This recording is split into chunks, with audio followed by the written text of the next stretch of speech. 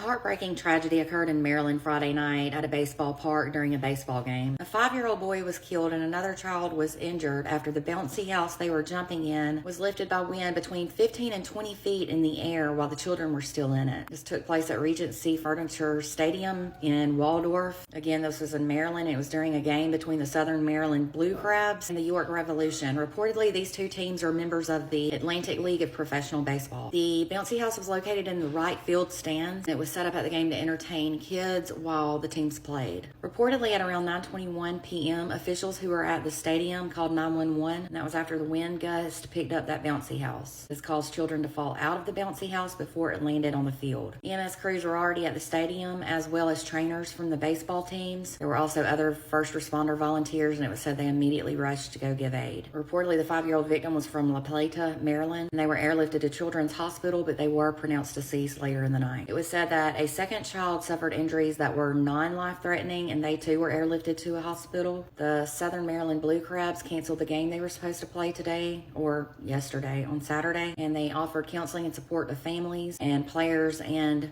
fans who were at the park during the time of the incident. It is not yet exactly known why the wind gust could lift this bounce house like this. They don't know if it was due to the power of the wind or the house being improperly secured or a combination of both issues. Witnesses said that the bounce house was secured by stakes that were hammered to the ground. You know, I've heard this happening several times. It really makes you wonder when you go to fairs and carnivals if things are really put together correctly and manufactured correctly. It's super scary. This is super sad. Prayers go out to that entire community and especially to the family of the 5-year-old little boy who lost his life.